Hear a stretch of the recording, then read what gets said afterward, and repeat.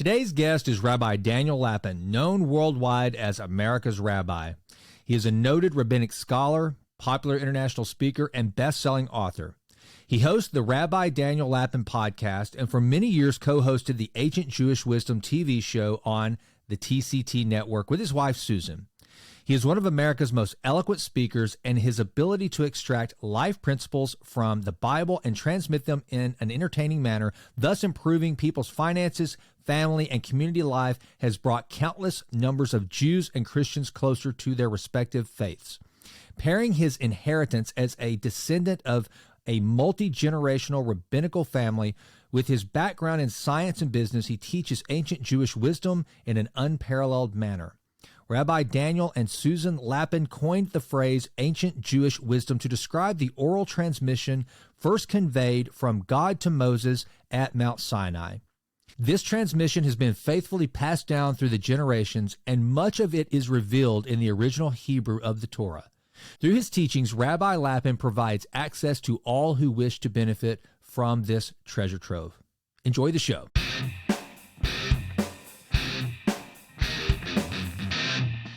Rabbi Lapin, thank you so much for coming on the Jason Wright Show. How are you, sir? Couldn't be better, thank you, Jason. And I'm so happy to be here with you after having listened to some of your wonderful shows in the past. Well, you're very kind. And one of the things that we mentioned briefly offline is the motto for my show is to improve always and always. And I think that's why our mutual friend, James Quandall, suggested, he's like, you have got to get the rabbi on. It would be a fantastic, knowing the two of you. And James has followed you longer than me. He's the one who actually introduced me to your work. And I was like, yes, James, wonderful suggestion. And the reason being is because, Rabbi, you focus so much of your work on this holistic approach to who we are as humans. Yes. And it's not just about financial success, but it's not just about spiritual success. It's also about happiness, joy, health, wealth, the entire thing. So with that said, just kind of give this audience a sense of who you are, your background, and then I'm just going to ask a purely curious question to you. How does one become a rabbi? I know nothing about it other than, obviously I read the word every single morning. I do read the Old Testament. And so I have some idea, but kind of explain as part of your Genesis story how you became a rabbi. Well, the short answer is you don't. It's not a good profession. But it's, it kind of depends. A rabbi doesn't necessarily mean somebody who leads a congregation. The word just means teacher. Right. And I come from a line of rabbis, my father, and all the way back as far as I know. So it naturally, James, led to a point that I knew after sort of growing up in a rabbi's house and studying with grandfathers and uncles and so on. I knew beyond a shadow of a doubt, Jason, that the one thing I absolutely never would be as a rabbi. Really? And so what changed? What changed is that sometimes when something lies ahead in your destiny and you try and evade it, the good Lord whacks you and until you get the message. And if necessary, he'll use a 2x4. So I eventually, I saw that what I was doing was that anyway. And the reason was because of this, Jason, that I realized I was uniquely positioned to answer the question that I had been asked again and again and again, which is, why are Jews so disproportionately good with money? Mm. And so I realized that only a rabbi could answer that without being accused of bigotry. And not that it did insulate me in the end anyways, but the bottom line is it's a fantastically good question. And the important thing to understand is, in order to succeed financially, do you have to be circumcised as a Jew? And if the answer is yes, then many men would prefer poverty, I think. And so I had to find out what was responsible for this, because when you get right down to it, after all, Jews constitute about little less than 1.5% of America's population. And so on the Forbes 400 list of richest Americans, Jews should be about 6 or 7 people at most. But the truth is that Jews are never fewer than 25 and usually closer to 100. So very, very disproportionately represented among the ranks of the financially successful. And I had to find out the answer. And when I did find out the answer and wrote a book about it and did a lot of lecturing on it all around the world, it boiled down to the fact that you didn't have to be Jewish, you didn't have to be born Jewish, you didn't have to become Jewish, but that there were certain fundamental principles that were deeply ingrained, more among Jews than anywhere else, for reasons I can talk about. And so there I found myself doing what the word rabbi means, which is teacher. And even though I spent a certain amount of time earning my living as an electrical engineer, my father did insist that I attended a Bible seminary for many years and become absolutely familiar with not only biblical texts, but many texts of ancient Jewish wisdom, all of which led to many of the insights and understandings about living and about money and about the role of money that became part of what I became best known for. So that's the short story. One of the things that immediately leaps to mind is that you talk a lot about asking that very fundamental question, why? What is it about Jews that have led to the stereotypes, especially as it relates to finances? And we live in a time now where it's not, and the thing is, let me back up a little bit. If you look at the Jewish faith, and from what I understand about it, because there are also some numbers to the contrary to that. You say that Jewish members of the Forbes list are disproportionately represented. Also, highly underrepresented in prisons are Jews. Also, highly underrepresented in divorce are the Jewish people. Also, very highly represented in procreation, number of children, replacing the birth rate, having families are the Jewish people. So all these things that once upon a time we held as fundamental behaviors for success are now so demonized. Now, and it's not just amongst, because now it's slipped from, it used to be this, and again, if I am wrong about any of this, say, Jason, shut up, you know what you're talking about, and I can take it. My ego is not attached to anything I say. But what I see now is that that has moved from, okay, instead of making the snide and stereotypical remarks about Jewish behaviors that have led to success, it's now called white supremacy. It's now called anyone that has pursued success and is looked to based on these things that you've talked about, and what I want to really unpack, because I'm hoping this conversation today will be one of, I want this audience to understand from you, how do you put these principles into effect that are universal? You came about them by exploring the Jewish faith and understanding, oh, so that's why we do those things. That's why I had to sit down at a very young age and learn how to not spend more money than I actually make. That saving is a good thing, and having a family, and not having premarital sex and all the like.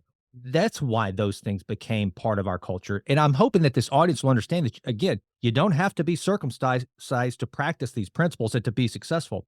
So with kind of that, I want to get to your take on why we're seeing that shift to where, I guess, discipline and prudence is being so demonized in our culture, and ill behavior, or what used to be considered ill behavior, bad health, bad finances, blowing money you don't have, just doing things for the Instagram, why that is being so celebrated. But more than anything, let's start with just some basic principles for financial success, because I know that's probably, of all the things that you're known for in your teaching, that seems to be the big one. You know, is you understand money, but also you know how to put it into terms for the everyday person. Just follow these principles, and you too can have financial freedom and success. So let's start there. What are just some of the basic principles that you would impart to someone to get them on sound financial footing? Well, let me tell you that from time to time, and I know you're not doing this, Jason, but from time to time, people say to me, what is the one most important secret to successful marriage? Because I do a lot of teaching on male-female relationships. And the answer is, I'm about to tell you the one really big secret about successful marriage. And the big secret is that there is no one big secret. That is the secret. Nothing as complex and at one and the same time with the potential for both pain and pleasure as it is can possibly be reduced to a single slogan. And I have exactly the same thing. People sometimes say, okay, fine. So, you've written all these books about money and success and so on. And the great thing about this approach, I should mention parenthetically, is that it's not based on my success. See, if you read a book by Warren Buffett about financial success, that really is only helpful if you happen to have Warren Buffett's IQ, which is probably well over 130 or 40, and if you happen to have a few tens of millions of dollars handy to invest, or if you read Bill Gates's book on success, again, really useful if you had a mom who was on the board of directors of IBM and a dad who was a well-known international lawyer, and you dropped out of Harvard on the cusp of the computer revolution. All of that would be really useful. But how does that help ordinary folks? And it's important to note that the secrets of ancient Jewish wisdom on money do not come from my own personal success or any other individual, but they come from the greatest longitudinal study of human endeavor ever found in the history of humanity. And that is, it's a 2,000-year-old story of how Jews have disproportionately succeeded in business, in good times and in bad, in hospitable and generous and wonderful countries, as well as in oppressive tyrannies. Men and women of every color and every approach, unified by only one thing, and that is by a set of beliefs. And so the question was, could this set of beliefs be reduced into a set of techniques and tips and tools and techniques? And the answer is yes, usable by absolutely everybody. And so some of the important ideas are, number one has to get rid of the idea that making money is somehow reprehensible morally, that somehow you are expressing your innate lower level tendency towards greed. Now, this is very widely spread. And as a matter of fact, we've had literally decades of indoctrination that the rich guy is the bad guy. You have politicians to the present week using phrases like, the rich must pay their fair share. That fails to define what rich means. It also fails to define what fair means. And more than anything else, it proclaims that some politician is getting his grubby fingers into your wallet just a little deeper than they were before already. But people use that. And so the implication is the rich are probably not paying their fair share. They found some kind of skullduggery that allows them to evade their social responsibility of paying their fair. People get indoctrinated by this kind of thing.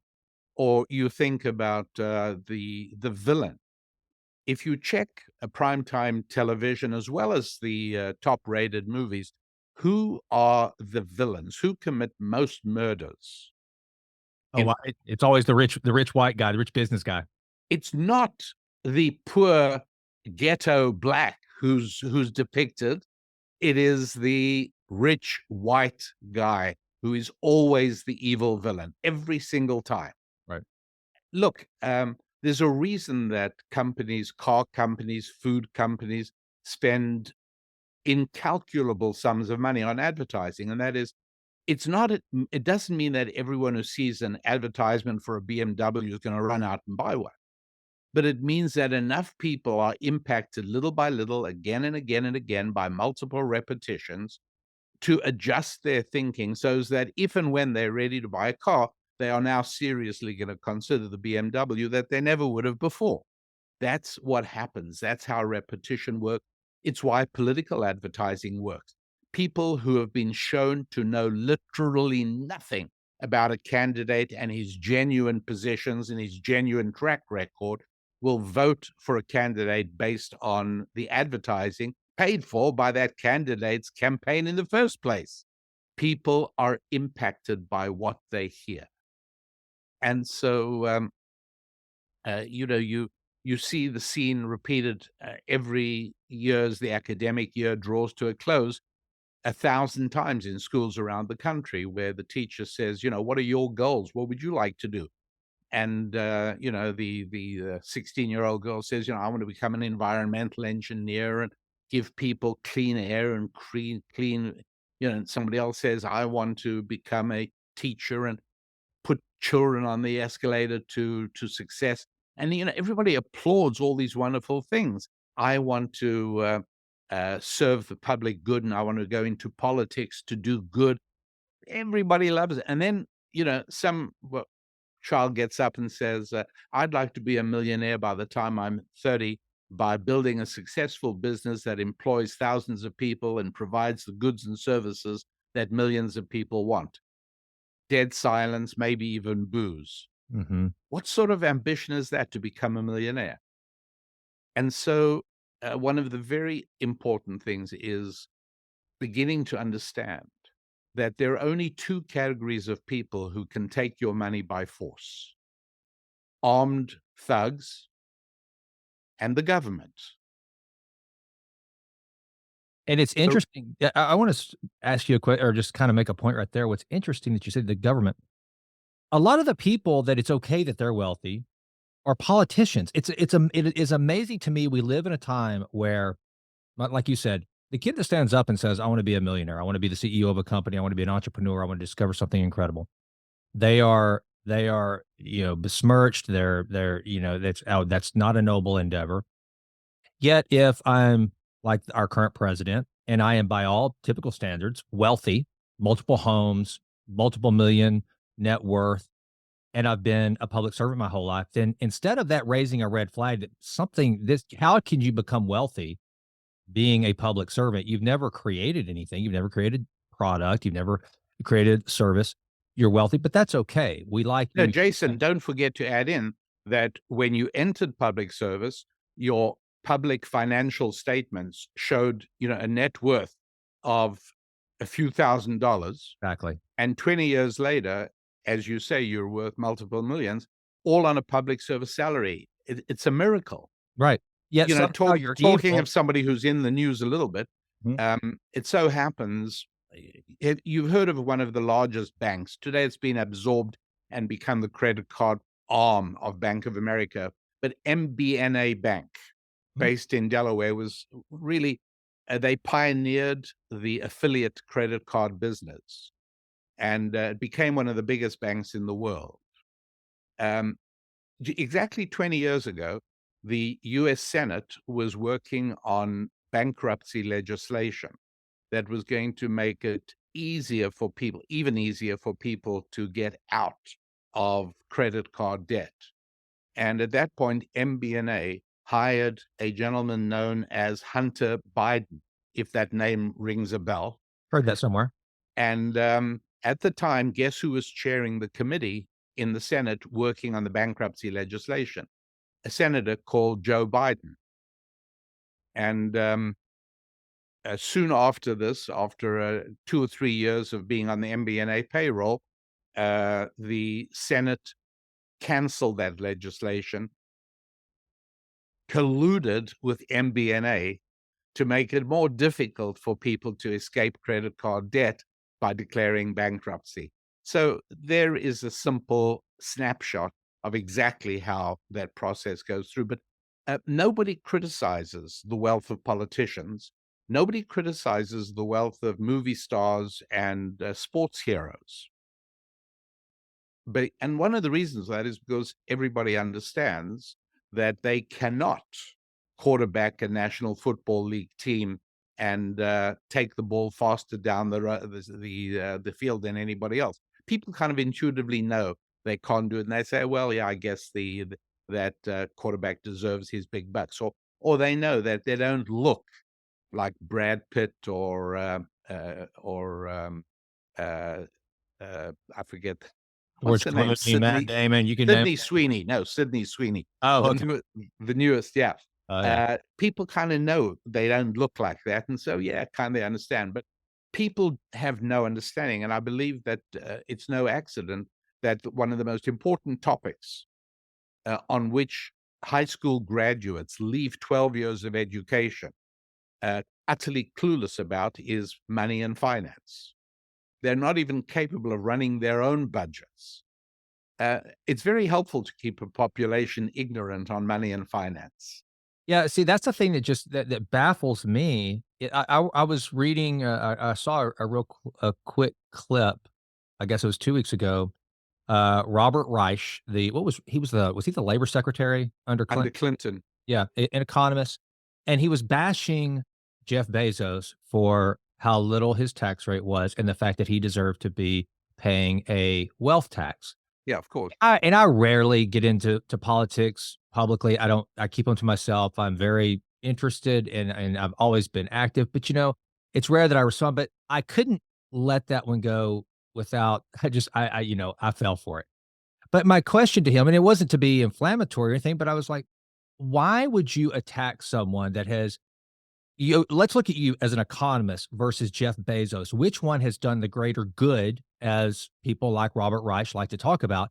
Which one has done the greater good for more people? And, first of all, look at the number of taxpayers that Amazon has created. Okay, maybe irregardless of Jeff Bezos' tax rate, personally, that is such a ridiculous standard to measure that by, considering the number of taxpayers he's created. How about during the pandemic, whenever about one of the only ways we could get goods and services was due to the logistical miracle that is Amazon. Yeah, And sure.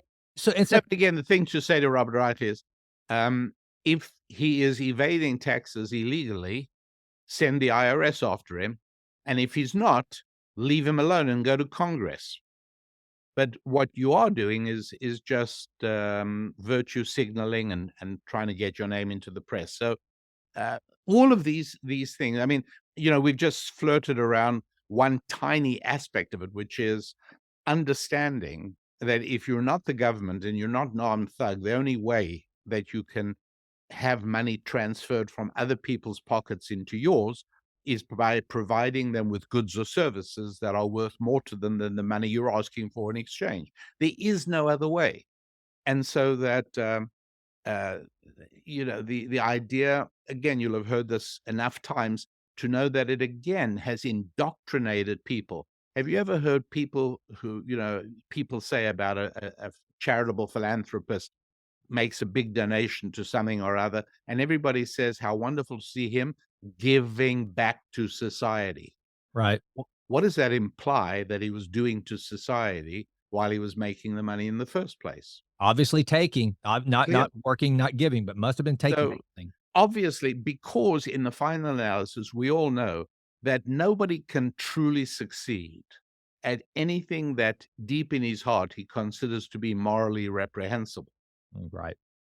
And so one of the very early steps is understanding that. Now, it's also true that people have come to believe that that money is the most important thing in achieving happiness. And several studies in the last 5 years have actually shown an increase in the number of people who believe that the first and most important priority is making money.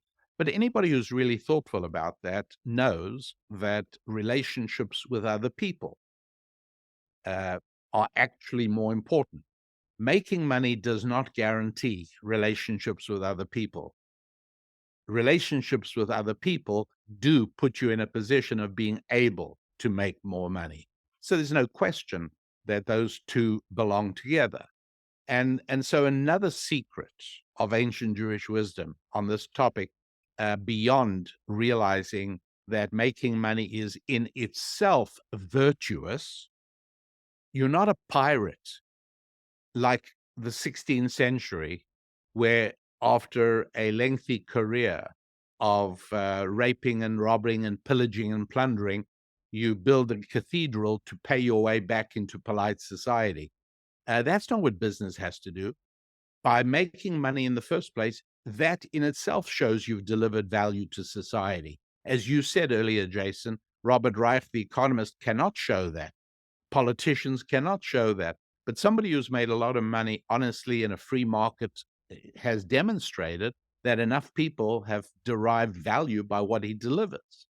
And so in addition to that is also the tremendously important concept, which is that one has to focus on multiple avenues of self-development. If you focus on money alone, your likelihood of achieving it is very, very low. There are a few outliers. Particularly between about 2000 and now. There's a small number of high-tech entrepreneurs, of people who did almost nothing else in their lives except sitting and coding and becoming early shareholders in organizations that grew. The numbers are very low. They're very much against you. So in terms of realistic assessment, it turns out that the full dose of human happiness comes from success in 5 areas. And the 5 areas are family, which means all relationships that have been created by a sexual relationship. So in other words, when you get together with relatives on Thanksgiving, the reason that you have uncles and aunts and cousins is because many years ago, grandpa and grandma found ecstasy together. That's the reason. And so family, with all its implications and all its meanings and all its activities and all its roles, is one of the 5 important areas. Another one is fitness, physical health. That's really important. And there are things you can do to increase the likelihood of physical health. Again, to some extent, it's the ovarian lottery. Some people win it, some people lose it. But to the extent that you've been dealt a card in the health area, you can maximize it in certain ways. And again, focusing only on making money means that even if you succeed, you're probably not going to be able to do it for very long. So, I mean, obviously, you've got to focus on physical fitness as well. Now, family and physical fitness is not the only 2. There's a third F, and that is friendship. One needs connections, social connections, all connections that do not fit into family and do not fit under finance. In other words, if I belong to a political party, if I'm part of a sports club, if I'm part of a civic group like the Rotary Club, whatever it is, all of those relationships are really important. And as a matter of fact, as Malcolm Gladwell in The Tipping Point popularized, something which has been well known for many years, which is that the strongest correlation between financial success is the number of friends you have. It's really, really important. Can I ask you a question about that point? Because I think it is one that, as I look back on my life, I realize now more than ever, like also there's the adage that we are the average of the 5 people we spend the most time with. If you spend the time with people who are prudent with their finances, that are healthy, then you're more likely to be healthy. When it comes to curating, for lack of a better word, the friends that you're going to spend the most time with, how important is it to cut out those people that don't bring And to say bring value sounds transactional, and I don't mean it that way. I'm a very relational person, but I mean people that either because of their habits, their worldview, the way they view money, it just The simple way to describe it, Jason, what you're heading towards is make friends with people who share your values. okay, very good. Obviously, yeah. And that goes Um, back to why the community is so important, correct? no, it really is. And so, for a married couple to hang out with a lot of divorced individuals is a really dumb idea. Right. So, not because it's going to make you, but it does impact you in, a thousand little taps achieve more than one big blow. And one has to be aware of that, whether you're in advertising or hanging out. So, yes, the five F's are your family, your fitness, your friendships, in other words, and your finances. And finances don't mean just your bank account. It means your possessions.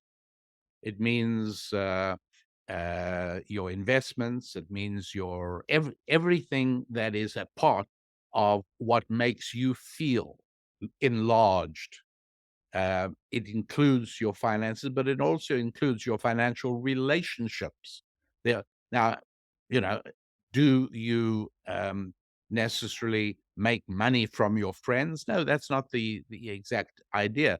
It's that relationships lead to transactions, and so you will, if you go to a Jewish wedding or a Jewish bar mitzvah and ask questions, talk to people, you will find again and again and again that overwhelmingly large numbers of guests are friends because of an original business relationship. So, doing business with friends isn't the point, but making friends out of those with whom you do business is. And I've only told you four of the five F's so far. I've told you about family, and I've told you about friendships, and I've told you about physical fitness, and I've told you about finance. And the fifth one is faith. And in the category of faith, uh, I really should have made that category spiritual, but spiritual doesn't start with an F, it starts with an S, and we wanted the alliteration value of five F's. Focus on your five F's, see? And so faith includes the spiritual. And if you want to understand the link between faith and finance, just think about how many of the decisions you make have to do with spiritual values, not rational values. It's one of the reasons that economics was always called the dismal science, because it depended on intangibles. And that's what spiritual is, just another word for intangible. And so if you were to take theoretically two individuals, same gender, same age, same physical abilities, same everything, and watch them through 20 years of the same career trajectory with the same money, will they both necessarily end up with the same net worth? And every person intuitively realizes no, because some people can't stop themselves from spending and splurging and enjoying and indulging, and other people are disciplined and can save and invest. They will have dramatically different net worths. That distinguished ability that I'm alluding to here are spiritual values, because there is no way to measure in advance whether, there's no instrument that'll tell me whether the person I'm thinking of marrying is a spender or a saver. There is other than track record, by the way. But in terms of being able to, you can put an infrared thermometer up to a person's forehead and know what their temperature is. There is no instrument you can put to a person's forehead and know whether they're a person of integrity, or whether they're a person of persistence, or whether they're a loyal friend, or whether they're an optimistic person, or whether they're a spender or a saver. These are all spiritual values, and they're hugely important. And so to attempt to enlarge your financial well-being without having any understanding of intangible, some people call it emotional, some people call it psychological, but in the final analysis, these are spiritual characteristics that impact how well you're going to make money and how you are going to spend and invest money. These are all, and again, one of the crucial things of our book, that my wife and I worked for many years on together, called The Holistic You, integrating your family and your faith and your finance and your friendship and your fitness. The central feature of that is understanding how these all interact with one another, and how progressing in one imparts a huge propulsive force to the others. And that really is perhaps the biggest secret of Jewish financial success. Understanding that, like mountain climbing, if you draw a straight line from where you are to the summit and try and walk up that straight line, you will die on the way. But the way to the summit very often looks odd. You're doing a circuitous route. You're heading off to the left, and then you're heading off to the right. You may even circle around to the other side of the mountain. But the correct way to most safely and most reliably reach the summit is not always intuitive. And so it is that the avenue to financial success, just focus exclusively on finance, it worked for a very tiny handful, a tiny minority. But for the rest of us normal people, what works is a holistic approach. And while it's obvious to see that you'd better take care of your physical fitness while you're working on your finances, it's equally true to be aware that you have to work on your friendships and your family and your faith at the same time. So one of the things that people I think are obsessed with is these how to, where do you start? And I'm thinking of someone that is like is complete as a complete mess. They happen to stumble across this conversation between you and I, and they go, "Oh, I'm in debt. My relationship with my spouse is hanging by a thread. I'm overweight. I mean, I don't go to church. I don't even know they're agnostic. They don't even know what they believe. They have no friendships. I mean, they're just a mess. And so you can't tackle all of these things at once, right, Rabbi Lapin? You can't just all of a sudden go, well, I'm going to go to the gym every day. I'm going to start saving. I'm going to, it's not going to happen. So for that person wherever they are in their life's journey, how do they get started to take some control and start putting some of these practices into place from a behavioral science standpoint that's going to be sustainable to where they can get started and then grow, like you said, start taking those tiny taps that are more, crucial than just a big whack of I'm going to do it all at once, because that's not going to work. We know that. So how do you guide that person to just start taking control and redesigning their life into a more disciplined approach holistically to have these more positive outcomes? Well, Jason, the answer to that is actually the value proposition of our book, The Holistic You. Because, of course, that is, you put your finger on obviously what the challenge is. And many chapters of the book are devoted to helping people work out a literally an hour-by-hour, day-to-day program on a weekly basis. Because one of the key things is that even a small amount of measurable progress in one serves as a huge jolt of energy. Agree. And so how to modulate the effort expended so as to make sure that you get most bang for the joule, most bang for the watt of energy expended, making sure that you do get that deep inner satisfaction of accomplishment and achievement, whether it's dropping a few pounds through something you do every morning, or whether it's cutting your rate of expenditure by stopping to do something that brings you very little pleasure, but which wastes a certain amount of money.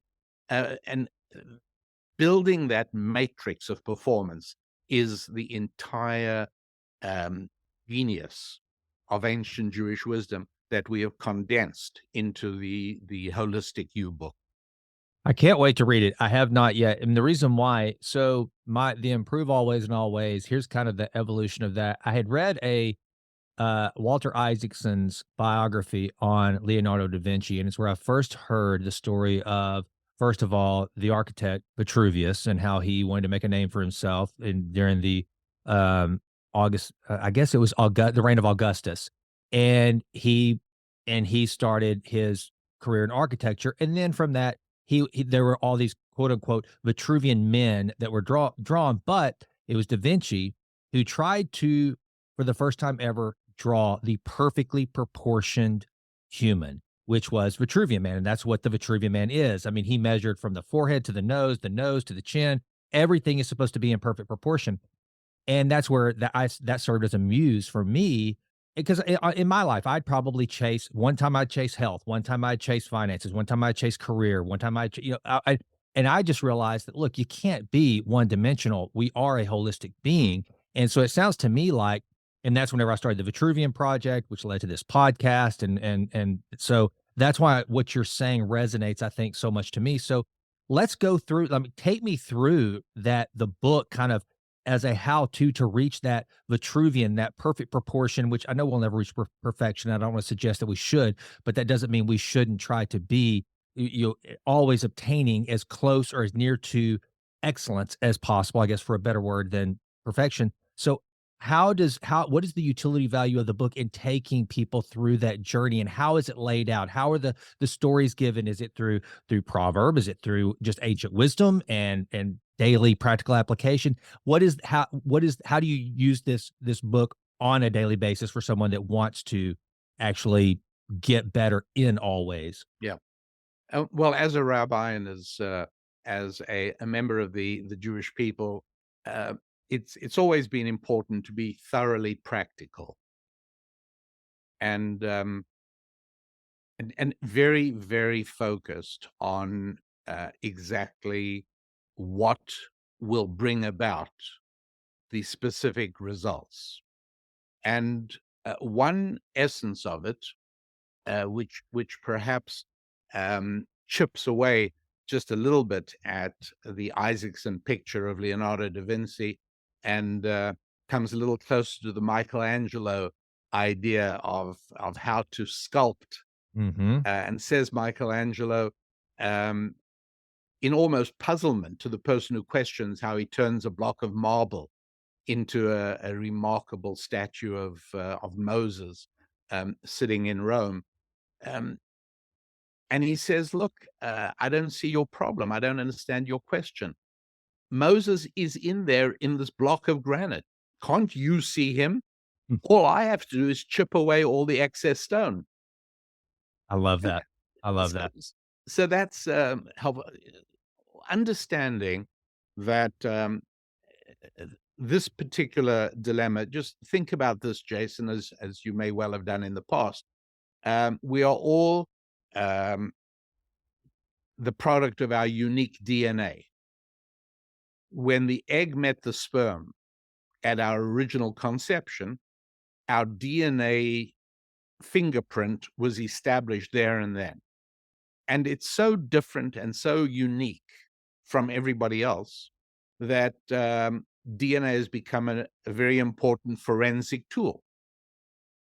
Because if somebody's DNA is found at a murder site, the likelihood that that person who owns that DNA was at that site is so overwhelming that almost every court in almost every circumstance in the world accepts that as evidence. That said, what would be your guess? And I say this to our audience. What would be your guess as to whether identical twins, who you will remember are formed by exactly the same sperm and egg, identical twins are identical because they are identical? That means even their DNA is identical. So therefore, do you think that identical twins are born with identical fingerprints or different fingerprints? Well, and if you'd say different, I'd say to you, where on earth do you think different DNA came from that one twin didn't get that the other got? What are you talking about? That's interesting. And I would, because my initial answer would be that they would be different. How could they possibly be? Right. Good question. And yet they are. Mm-hmm. Interesting. And so, nobody knows the answer why. They actually had to invent a word, epigenetic. Expression, right? To suggest that, and yet nobody actually knows what epigenetics is or how it works. It's a totally made-up concept in order to solve this huge problem. Because the bottom line is nobody understands how it's possible that identical twins can have different fingerprints. Interesting. Okay. And the answer is that you have to understand that as human beings, we are partially physical and partially spiritual. I don't know what you're wearing at the moment, Jason, and I don't know if this is a video or an audio show. Your podcasts that I've heard in the past were only audio. Yeah, it'll be both though. I'll this one will be both. Well, then those who are watching it will see that neither you nor I are dressed in mechanics overalls. Correct. And yet we ought to be, because they are the most rational, logical garments imaginable. It's really simple. I don't know how long it took you to get dressed this morning, but it took me longer than it would have taken me to put my two legs into the set of overalls, put my arms in, reach down to the big brass zip pull by my left knee, yank it up to my right shoulder, and I'm dressed. Mm-hmm. I could do it in less time than I can describe it. And I'm covered, I'm warm, I'm protected. It's the best clothing in the whole world. But what's this silly tie doing here? And how about a jacket? Really? Why? And what's more, there's a label inside this jacket I'm kind of proud of. It's a well-tailored jacket. Are these satisfying spiritual Rabbi Lapin or physical Rabbi Lapin? You're bringing up something that I have really of late, and I'll tell you how I've described it. And I want to get your take on that while we're on it, Rabbi, because to me, that's whenever people say that we're living in the Matrix, and to where it's this plastic kind of false world that suggests we should drive certain cars, wear certain clothes, but who we are, if we were just at our very essence, we probably would be wearing the mechanic's clothing, the cover, of course, right? Because then we'd be out of the Matrix, we'd be unaffected by outside forces. And so where I am, it's one of the reasons why, just so those who are listening and not watching, I'm wearing just a black sweater. I wear more black now than I've ever worn, and I've tried to. And I love clothes. I can jump right into the Matrix and swim because I love clothing. I love fine clothing. I love your suit. I love a beautiful suit, a tailored suit. But I'm trying my best to focus more on that, because I do believe that we are a vision of God. I do believe we do have that DNA within us. So and not to get too overly spiritualistic for the listener, but to me, I believe that, and so I want to be more seen and more focused on that. The divinity that is within me coming out versus the materialistic. Not to say that material is bad and having nice things is bad. That's not what I'm saying at all. But am I on the right track? Am I tracking? No, you're very, very sharply focused. I agree to 100%. In fact, you opened the door to something I wouldn't have even mentioned, but since you mentioned the divinity aspect of it, to just show you how precisely on target you are, all you have to do is think for a moment what in the book of Genesis, this is the book, Bible, right? It shaped 2,000 years of Western civilization. There is probably no more influential book in the history of the West. In the history of civilization, there's probably no book which has been printed more times. This book tells an account of how Adam and Eve are evicted from the Garden of Eden. Do you remember what the last action of God was before he evicted them? He made them clothing. That's right. That's right. God the tailor. Because all of a sudden they understood that they were naked. So yes, yeah. Well, it gets even a little more complicated than that, because when they discovered they were naked, do you know what they both did? Adam and Eve made for themselves clothing out of fig leaves. They hid, right? And that's yeah, because God came to the garden and you're like, where are you? Why are you? Yeah, precisely. And we describe some of these things in the holistic you, because the question you have to ask yourself is, that when God said, "Oh, I'm about to make you some nice leather outfits," Adam and Eve should have said, "Oh, don't worry, God, we've got these really cool green clothing. We're good. Right. Right. You know, Right. we got these nice fig leaves, and no problem." And so One of the why didn't that happen? Why was that not enough? It wasn't enough, because simply putting fig leaves over your genitals is not what clothing is all about. And the idea that clothing is tailored is a divine act. I'm just using your words. You're exactly right. Okay. And furthermore, in the original Hebrew of the text, in the Lord's language, one of the things that becomes evident, which is not clear in the English translation, is that when Adam and Eve covered themselves with fig leaves, they both made exactly the same article, basically a loincloth. When God made them leather clothing, they were not unisex. He made explicitly a feminine outfit for Eve and a masculine looking outfit for Adam. And so this falls into the F of family in our book, right? Because I said family includes every aspect of sexual interaction, Yes. and understanding the enormous potential for creativity that comes from sexual polarity. Hmm. Hmm. So, and I think that's one of the things too that, and you may want to I'd like to get you to kind of unpack this. So, without going down the whole rabbit trail of gender and alternate lifestyles or whatever the in vogue vernacular is of the day, it just seems that there's certain things that going back all the way to from a divine design and an approach to it, there's a reason why. I mean, just going back, mechanically speaking, things work.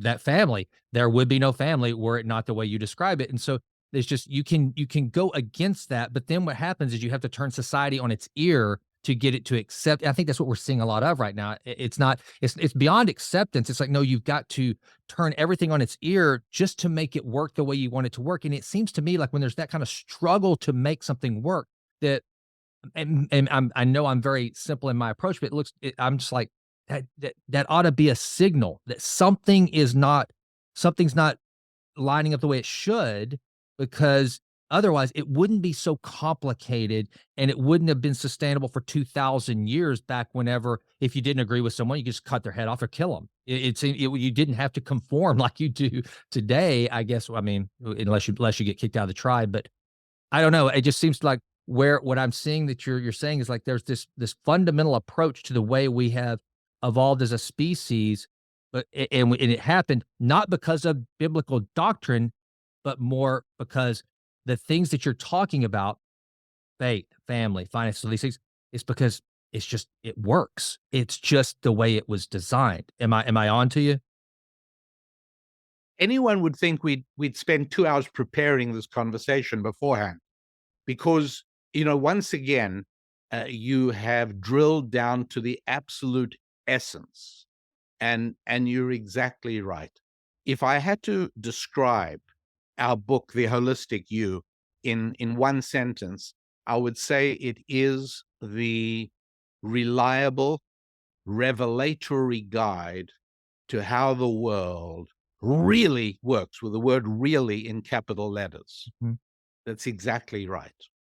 And one of the drawbacks that intellectuals have, Jason, can I ask you a question? Most certainly. Do you own any tools? Oh, yes. Do you like your tools? Sure. I'm not good with them, but I like them. I'm thankful I have them. Do you like fixing something occasionally? Oh, sure. Feels good. Yeah. The thing about tools is that they keep you linked or anchored to reality. Mm. Because if you apply too much force to a bolt, you'll strip the threads. That'll teach you that there's such a thing as too little force and too much force. More isn't always better. Intellectuals are people who spend almost no time with things and most of their time with ideas. And the wonderful thing or the terrible thing about ideas is they are infinitely elastic. You can stretch them to fit almost anything.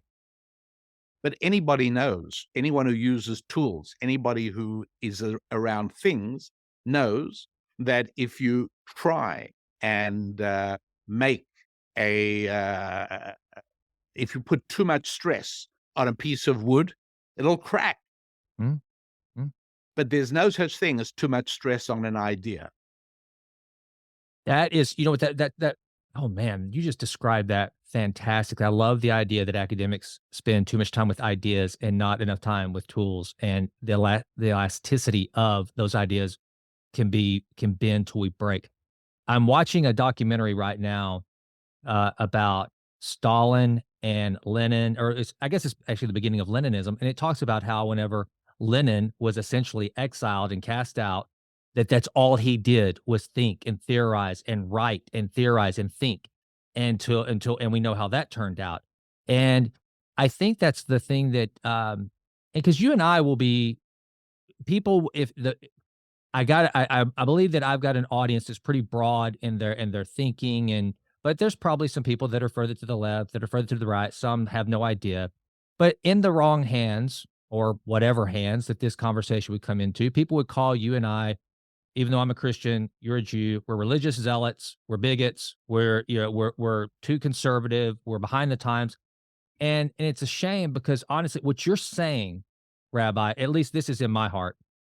If someone were to ask me about some of these topics we're talking about and the way the world works, and like if I were talking to my own daughters, who I love more than anything in this world, and my wife, I would always want to suggest to them the way to properly use the tool, the way to properly fix the thing that's broke, or to maintain it for their own good, so that it would be of service when they needed it, so that things would work in their proper order. So I got to believe, having not read your book, that essentially it's gently and lovingly saying, look, if you want to take care of your marriage and your finances and who you are as a holistic being, then these are the ways you do it. And it's not to beat you over the head and say that you're wrong for this. I hate you for this. I'm fearful of your behavior in this way. I'm just trying to show you this is what works. And it also goes back to what you said very early in the conversation. No, not everyone can be an NFL player. Not everyone can be a professional athlete or Brad Pitt. But you know what? Tom Brady, with a lesser mind, would not have been the greatest quarterback of all time. He did not have the athletic ability. He had enough to where whenever he applied the principles of discipline, hard work, and everything he did, he became the greatest of all time. But since none of us, so good news, folks. Nobody's going to ask you to be in the NFL or Major League Baseball just because you weren't born. Like I was not born with Warren Buffett's IQ, as you mentioned earlier, or Bill Gates. That is for sure. But what I have learned is that by practicing, and not to say that I've attained any form of real success or mastery, but I can say that whenever I have been focused on maintaining discipline, maintaining good health, loving my wife, cherishing my wife, raising up my children in the way they should go, and these things, it has yielded fruit. It has always worked. I have never had to have a conversation. Like I would never come to you as a rabbi and say, you know what, Rabbi, here's the deal. I have really been saving my money. I have really been spending it prudently. I exercise. I maintain what I eat. I don't eat too much. And my wife, I tell her I love her. I adore her. And she knows I cherish her. She knows that I cherish her above all else. And my daughters, I love them. And you know what? Everything just sucks. Nothing's working. I'm broke. I'm unhealthy. I've got a bad relationship and my daughters hate me. That's never been the case. But now in those times in my life, whenever I've gone contrary to that, where I have focused too much on money, I've been too vain with my health or something like that, I could probably tell you, you know what, Rabbi, things aren't going too well.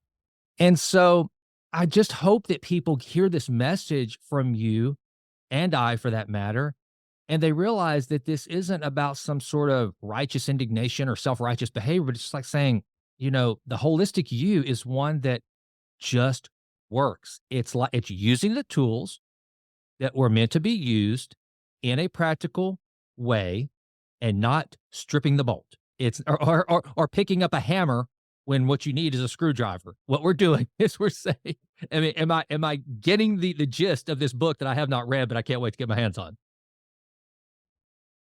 Yes, very much so. Of course, that is the point. exactly right.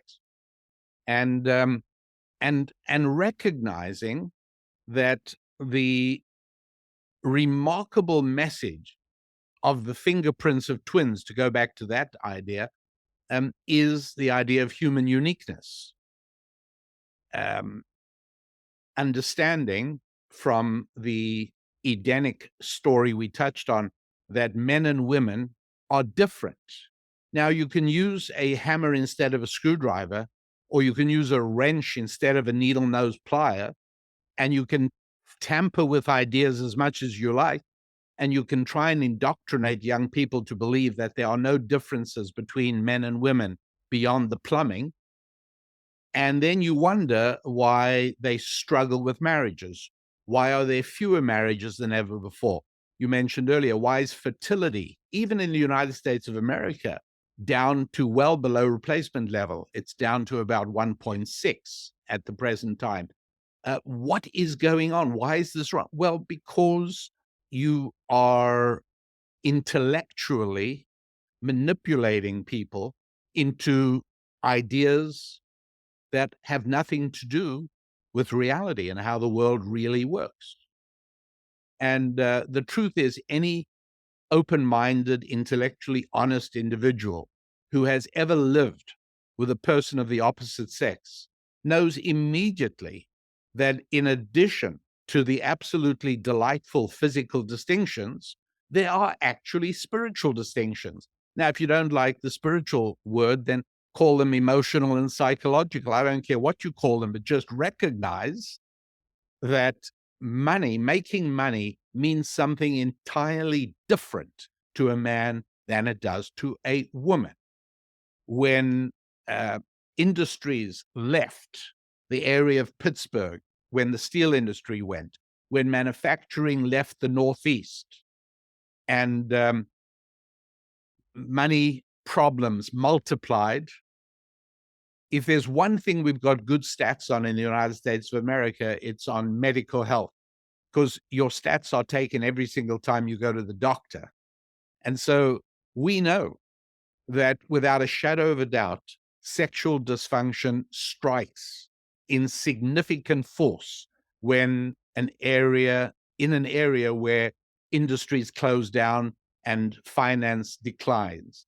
We also know remarkably that sexual dysfunction occurs in the case of financial stress among men, not among women.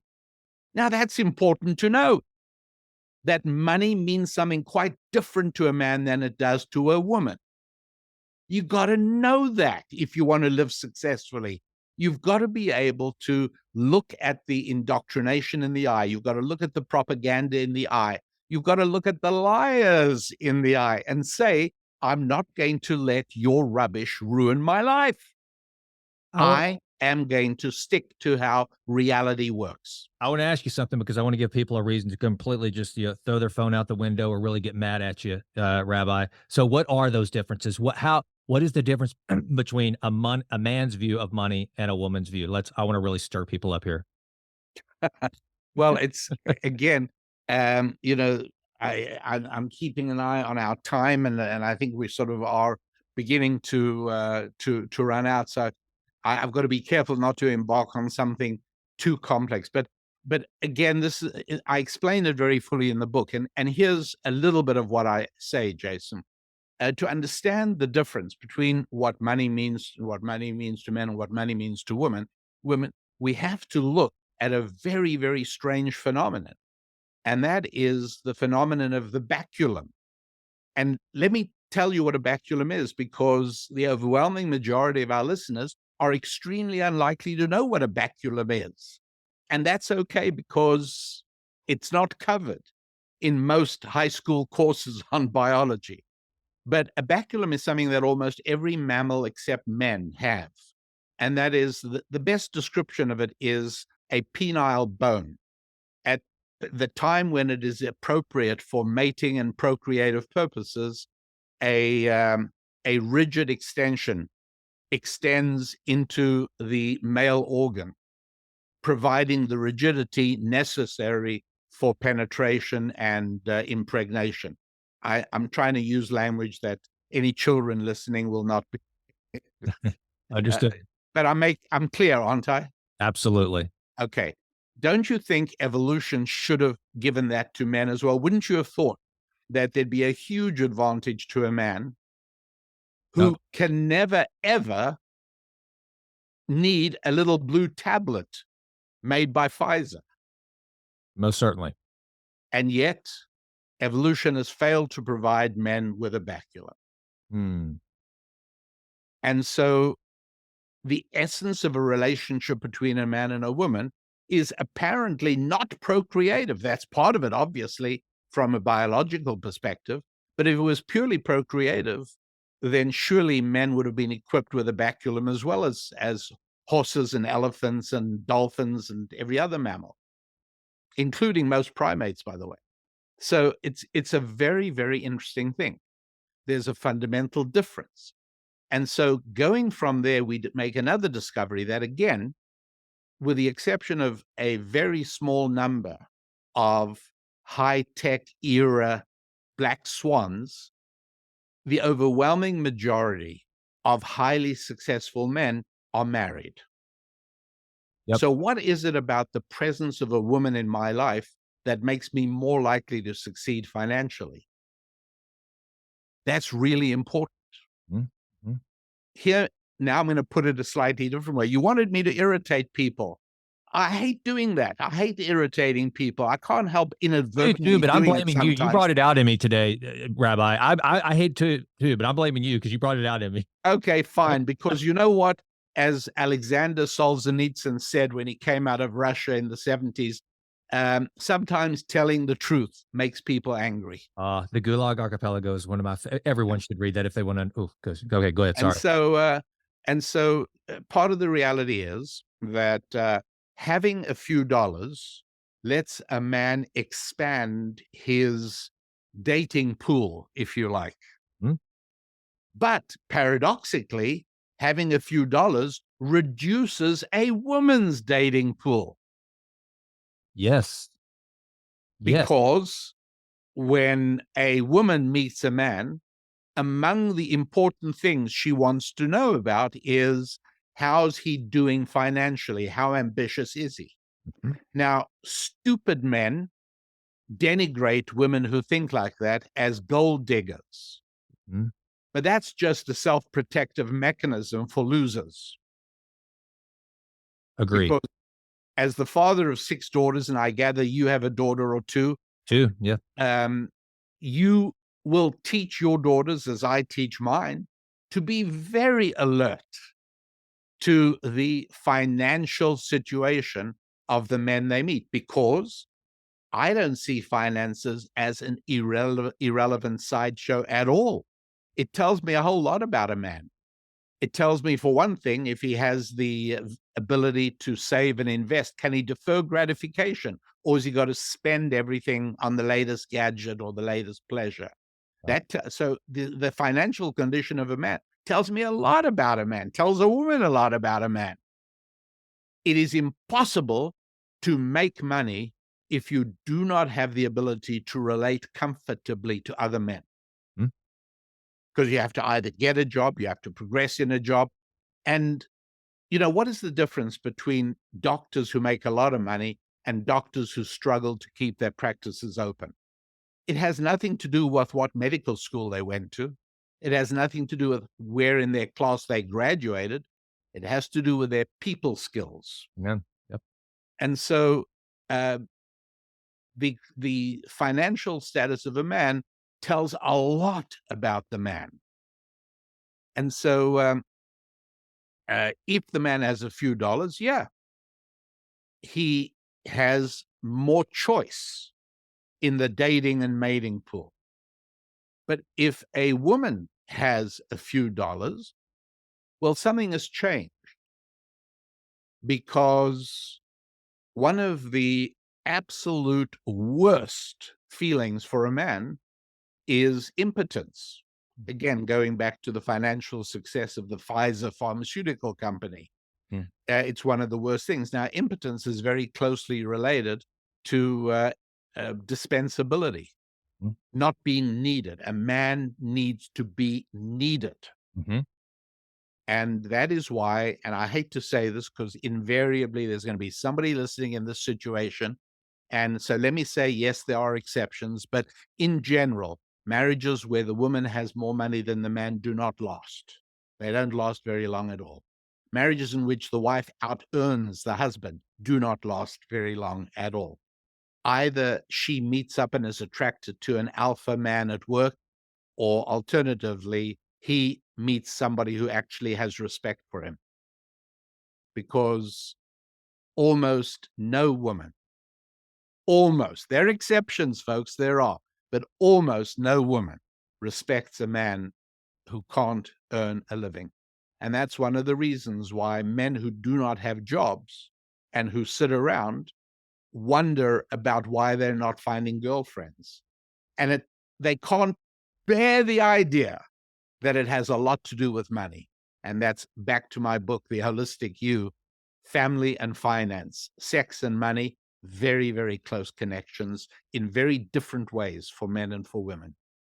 I cannot wait to get my hands on this book because another thing, talking about, like, again, people's hair are going to catch on fire because you even suggest the fact that if a woman earns more money or if she is the breadwinner in the home, that the marriage is less likely to survive. You didn't make this up. There's data to show this. Every time George suggests such a thing. No, don't shoot the messenger. I'm Exactly. innocent. That's what we're seeing right now. And that's why I think this book is going to be so beneficial. Although, we live in a society where down is up is down. It's Misfit Island. It doesn't matter what the data suggests. It doesn't matter what history suggests. We want, again, the academics are just pulling that elasticity as far as they can. And unfortunately, a lot of the useful idiots are jumping right in and going, "Oh, I like what it says. You mean I don't have to exercise? You mean I don't have to be prudent with my money? You mean I don't have to follow these tried and true ways of living? I don't have to do that. And why am I not successful?" And again, I think, and we'll kind of wrap it up with this, Rabbi. I could talk to you all day, and I'm enjoying talking with you very much, Jason. You're so on top of this. It's an absolute pleasure. But sadly, I have another interview starting in about 10 minutes now. Well, let's give you some time to catch your breath. I just want to say this: you have an open invitation. We have more to unpack here. Yes, we do. And the final point I wanted to make is everything we're talking about. The people that refuse to read this book are the same people who are, even though we live in the single greatest time of the human experience, are more miserable than ever. There is a correlation, folks.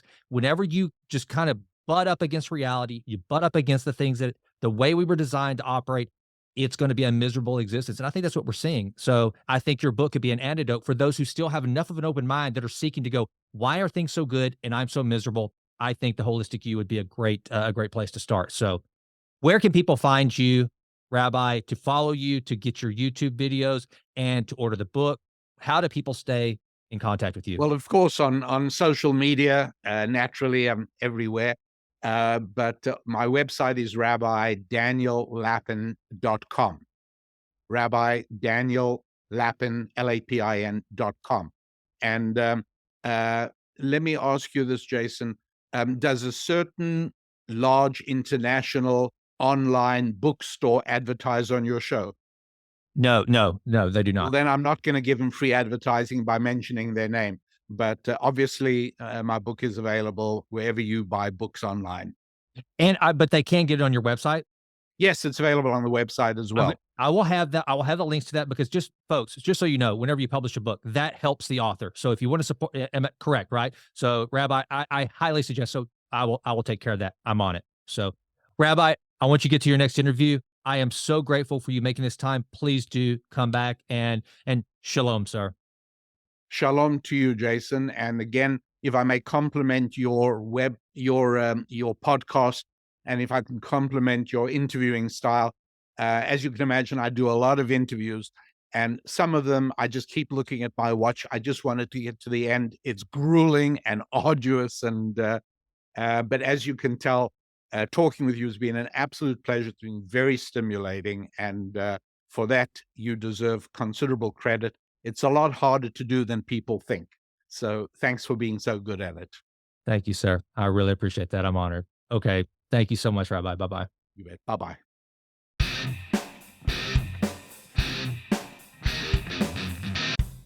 Well, that does it for this episode of The Jason Wright Show. Thank you so much for listening. This has been a Texas Titan Media production. Fourth Wall did the music. And as always, thank you so much for listening. Please consider going out to jasonwrightnow.com and signing up for the Vitruvian Letter. Also, please go out to iTunes. It takes like 30 seconds to just leave us a 5-star rating. It does wonders for the podcast. I would be so grateful. And with that, until we meet again, go crush it and endeavor to improve always in all ways. I'm out.